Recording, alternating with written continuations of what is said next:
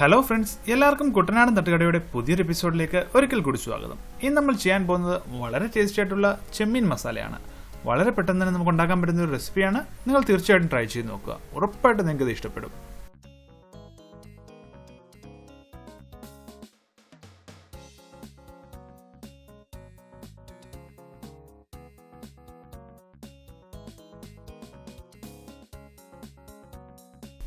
അപ്പോൾ അതിനുവേണ്ടി നമ്മളിവിടെ ഒരു 600 ഗ്രാം ചെമ്മീൻ നന്നായി കഴുകി വൃത്തിയാക്കി നമ്മൾ വെച്ചിട്ടുണ്ട്. ഇത് കട്ടിങ് എല്ലാം കഴിഞ്ഞിട്ട് ഓൾമോസ്റ്റ് 600 ഗ്രാം ഉണ്ട്.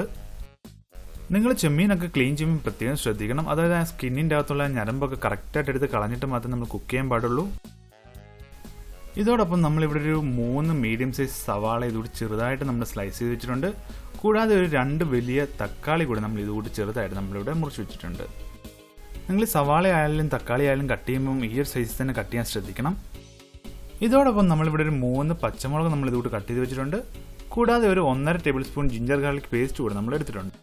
ഇതിന് വേണ്ടിയിട്ടുള്ള മസാലപ്പൊടികൾ എന്തൊക്കെയാണെന്ന് വെച്ച് കഴിഞ്ഞാൽ ഞാനിവിടെ ഒരു 2 table spoon Kashmiri chilli powder എടുത്തിട്ടുണ്ട്, 1/4 ടേബിൾ സ്പൂൺ മല്ലിപ്പൊടി എടുത്തിട്ടുണ്ട്, 1/4 ടേബിൾ സ്പൂൺ മഞ്ഞൾപ്പൊടി എടുത്തിട്ടുണ്ട്, 1/2 ടേബിൾ സ്പൂൺ ഗരം മസാല എടുത്തിട്ടുണ്ട്, 1/2 ടേബിൾ സ്പൂൺ നല്ല ജീരകം പൊടിച്ചെടുത്തിട്ടുണ്ട്. അടുത്തതായി നമുക്ക് വേണ്ടത് തേങ്ങാപ്പാലാണ്. അപ്പോൾ ഞാൻ ഇതുപോലത്തെ ഒരു കപ്പിൽ തേങ്ങാപ്പാൽ എടുത്തിട്ടുണ്ട്. ഇനി നമുക്ക് എങ്ങനെയാണ് ഇത് കുക്ക് ചെയ്യുന്നത് നോക്കാം. അതിനുവേണ്ടി ഇതുപോലെ വലിയൊരു പാത്രം വെച്ചതിന് ശേഷം പാത്രം നന്നായി ചൂടായി കഴിയുമ്പോൾ ഇതിലേക്ക് നമുക്ക് ആവശ്യത്തിന് കുക്കിംഗ് ഓയിൽ ഒഴിച്ചു കൊടുക്കാം.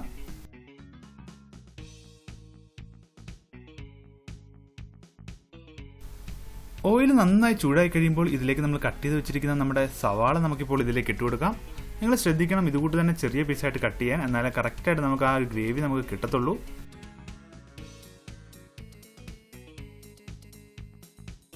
സവാള നമുക്ക് ഈ എണ്ണയ്ക്കകത്തിട്ട് നന്നായിട്ടൊന്ന് വഴറ്റി കൊടുക്കാം. അതായത് ഈ സവാള നന്നായിട്ട് സോഫ്റ്റ് ആയിട്ട് നമുക്ക് കിട്ടണം. അപ്പോൾ ആ ഒരു ലെവലാകുന്നിടം വരെ നമുക്ക് നന്നായിട്ടൊന്ന് വഴറ്റി കൊടുക്കാം. സവാള പെട്ടെന്ന് വഴഞ്ഞ് കിട്ടാനായിട്ട് നമ്മളിതിലേക്ക് കുറച്ച് ഉപ്പ് ആഡ് ചെയ്യുകയാണ്. അപ്പോൾ ആവശ്യത്തിന് ഉപ്പ് നമുക്കിപ്പോൾ ആഡ് ചെയ്ത് കൊടുക്കാം. ഉപ്പ് കൂടി ആഡ് ചെയ്തതിന് ശേഷം നമുക്ക് നന്നായിട്ടൊന്ന് മിക്സ് ചെയ്ത് നന്നായിട്ടൊന്ന് വഴറ്റി കൊടുക്കാം. അതായത് നമ്മൾ ഈ ഉപ്പ് ആഡ് ചെയ്യുമ്പോഴേക്കും നമ്മുടെ സവാളയൊക്കെ പെട്ടെന്ന് അങ്ങ് സോഫ്റ്റ് ആവും. നമുക്ക് പെട്ടെന്ന് ഇത് വഴന്ന് കിട്ടും. അപ്പോൾ സമയം നമുക്ക് ലാഭിക്കാൻ വേണ്ടിയിട്ടാണ് നമ്മൾ ഈ ഒരു സ്റ്റേജിൽ നമ്മൾ ഇതിൽ ഉപ്പിടുന്നത്. അപ്പോൾ നന്നായിട്ട് നമുക്കൊന്ന് വഴറ്റിയെടുക്കാം. ഇപ്പോൾ നമ്മുടെ സവാള ജസ്റ്റ് ഒന്ന് വാടിയിട്ടുണ്ട്. ഇതിലേക്ക് നമ്മൾ കട്ട് ചെയ്ത് വെച്ചിരിക്കുന്ന നമ്മുടെ പച്ചമുളക് ഇപ്പോൾ ഇതിലേക്ക് ഇട്ട് കൊടുക്കാം. നന്നായിട്ടൊന്നുകൂടെ മിക്സ് ചെയ്യാം. നിങ്ങൾക്ക് കാണാം സവാളയുടെ ആ ഒരു കളറൊക്കെ ജസ്റ്റ് ഒന്ന് മങ്ങി വന്നിട്ടുണ്ട്.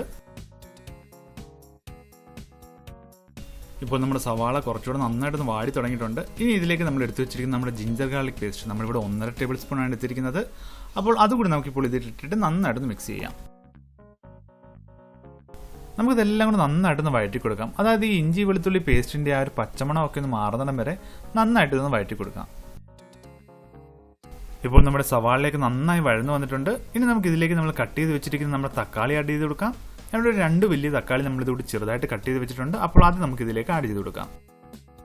തക്കാളി ആഡ് ചെയ്തതിന് ശേഷം നമുക്കിതെല്ലാം കൂടെ നന്നായിട്ട് ഒന്നുകൂടെ ഒന്ന് മിക്സ് ചെയ്തെടുക്കാം.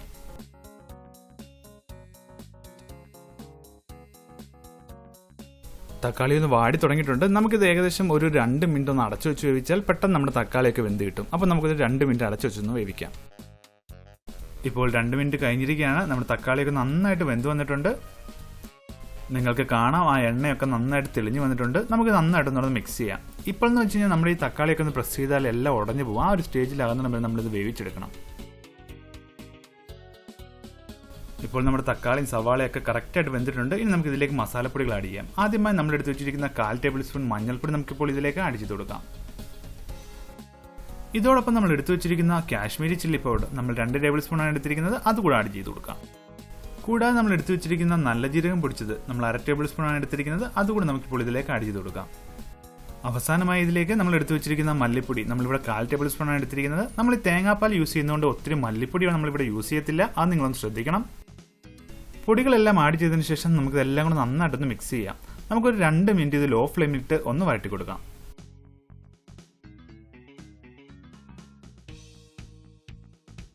ഇപ്പോൾ നമ്മുടെ മസാല നല്ല പെർഫെക്റ്റ് ആയിട്ട് നമുക്ക് കുക്കായി വന്നിട്ടുണ്ട്. നിങ്ങൾക്ക് കാണാം എണ്ണയൊക്കെ ചെറുതായിട്ട് തെളിഞ്ഞു വന്ന് ഈ ഒരു സ്റ്റേജ് ആകുന്നതിന് വരെ കുക്കാകാൻ നിങ്ങളൊന്ന് പ്രത്യേകം ശ്രദ്ധിക്കണം. എന്നാലേ കറക്റ്റ് ടേസ്റ്റ് നമുക്ക് കിട്ടത്തുള്ളൂ. ഇനി നമുക്ക് ഇതിലേക്ക് നമ്മൾ കഴുകി വൃത്തിയാക്കി വെച്ചിരിക്കുന്ന നമ്മുടെ ചെമ്മീൻ നമുക്കിപ്പോൾ ഇതിലേക്ക് ആഡ് ചെയ്ത് കൊടുക്കാം. നിങ്ങൾ ഈ ചെമ്മീനൊക്കെ കട്ട് ചെയ്യുമ്പോൾ നിങ്ങൾ പ്രത്യേകം ശ്രദ്ധിക്കണം. അതിൻ്റെ കറക്റ്റായിട്ടുള്ള രീതിയിൽ തന്നെ കട്ട് ചെയ്തെടുക്കണം, വൃത്തിയായിട്ട് തന്നെ. ഇല്ലെങ്കിൽ നമ്മുടെ വയറിനൊക്കെ പ്രോബ്ലം വരും നമ്മൾ വൃത്തിയായിട്ടില്ലെങ്കിൽ.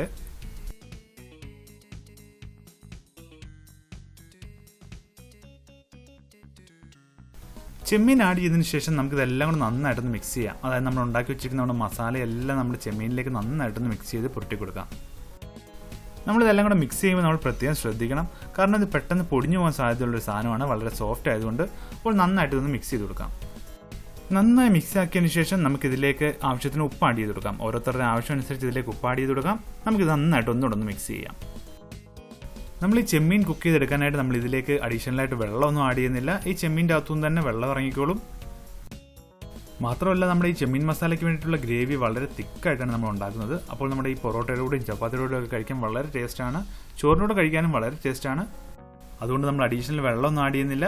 നിങ്ങൾക്ക് കാണാം ഈ വെള്ളമെല്ലാം ഈ ചെമ്മീൻ്റെ അകത്തുനിന്ന് ഇറങ്ങിയ വെള്ളമാണ്. അതുകൊണ്ടാണ് ഞാൻ പറഞ്ഞത് വെള്ളം ആഡ് ചെയ്യേണ്ടതെന്ന്. നമുക്കിതെല്ലാം കൂടി നന്നായിട്ട് കുക്ക് ചെയ്തെടുക്കാം. അതായത് ഇതിൻ്റെ ഈ ഗ്രേവിയൊക്കെ നല്ല തിക്കായിട്ട് നമുക്ക് കിട്ടും. ആ ഒരു സ്റ്റേജ് ആകുന്നതിന് വരെ നമുക്കിത് കുക്ക് ചെയ്തെടുക്കണം. അപ്പോൾ നമുക്കിതൊന്ന് വേവിച്ചെടുക്കാം. ഇപ്പോൾ ഏകദേശം ഗ്രേവിയൊക്കെ തിക്കായി വരുന്നുണ്ട്. ഇത്രയും പോരാ, നമുക്ക് നന്നായിട്ട് തിക്കായിട്ട് കിട്ടണം. അപ്പോൾ ഒരിക്കലും നിങ്ങൾ ഇത് അടച്ചു വെച്ച് വേവിക്കാൻ പാടില്ല. അടച്ചു വെച്ച് വേവിച്ചാൽ ഇതിൻ്റെ ഗ്രേവി വറ്റിപ്പോത്തില്ല. നമ്മൾ ഓപ്പൺ ആക്കി വെച്ച് തന്നെ ഇത് കറക്റ്റായിട്ട് വേവിച്ചെടുക്കാൻ നിങ്ങളൊന്ന് ശ്രദ്ധിക്കണം. ഇപ്പോൾ നമ്മുടെ മസാല നല്ല തിക്കായിട്ട് നമുക്ക് വന്നിട്ടുണ്ട്. ഏകദേശം ഈ ഒരു സ്റ്റേജിലാണ് നമുക്ക് വേണ്ടത്.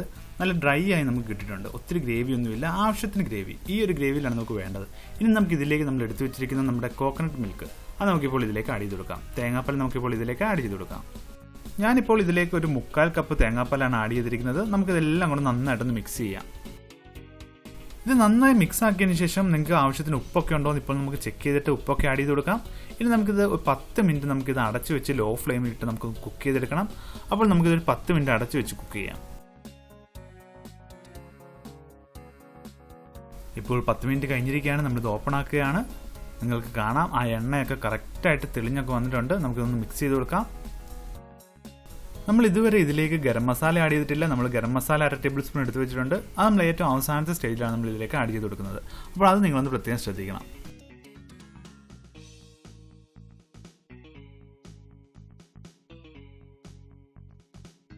നന്നായിട്ട് ഒന്നുകൂടെ ഒന്ന് മിക്സ് ആക്കിയതിന് ശേഷം ഇതിലേക്ക് നമ്മൾ എടുത്തു വെച്ചിരിക്കുന്ന 1/2 ടേബിൾ സ്പൂൺ ഗരം മസാല നമുക്കിപ്പോൾ ഇതിലേക്ക് ആഡ് ചെയ്ത് കൊടുക്കാം. ഗരം മസാല ആഡ് ചെയ്ത് നന്നായിട്ട് മിക്സ് ആക്കുമ്പോഴേക്കും നമുക്ക് നല്ലൊരു സ്മെല്ലൊക്കെ നമുക്ക് കിട്ടും. ഇത് വളരെ ടേസ്റ്റി ആയിട്ടുള്ള റെസിപ്പിയാണ്. നിങ്ങൾ തീർച്ചയായിട്ടും ഇതൊന്ന് ട്രൈ ചെയ്ത് നോക്കണം.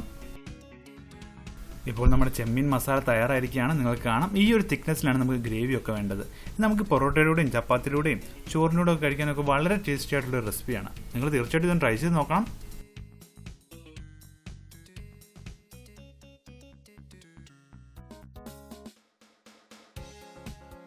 അവസാനമായി നമുക്ക് ഇതിലേക്ക് നമ്മൾ കട്ട് ചെയ്ത് വെച്ചിരിക്കുന്ന നമ്മുടെ മല്ലിയില കൂടി നമുക്കിപ്പോൾ ഇതിലേക്ക് ആഡ് ചെയ്ത് കൊടുക്കാം. ഇത് നമ്മുടെ കറിക്ക് നല്ലൊരു ഫ്ലേവർ കൊടുക്കുന്നതാണ്. അപ്പോൾ ഇത് കൂടെ നമുക്ക് ആഡ് ചെയ്ത് കൊടുക്കാം.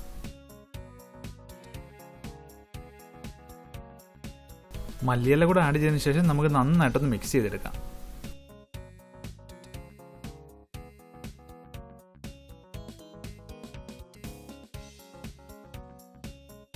നമുക്കിതൊരു സെർവിങ് പ്ലേറ്റിലേക്ക് മാറ്റാം. നിങ്ങൾ കാണാം നല്ല തിക്കായിട്ടുള്ള ഗ്രേവിയൊക്കെ ആയിട്ട് നമുക്ക് കിട്ടിയിട്ടുണ്ട്. ഇത് നമുക്ക് ചപ്പാത്തിയിലൂടെയും പൊറോട്ടയിലൂടെയും കഴിക്കാൻ വളരെ ടേസ്റ്റ് ആയിട്ടുള്ള റെസിപ്പിയാണ്. നിങ്ങൾ തീർച്ചയായിട്ടും ഇതൊന്ന് ട്രൈ ചെയ്ത് നോക്കണം. ഉറപ്പായിട്ടും നിങ്ങൾക്ക് ഇത് ഇഷ്ടപ്പെടും.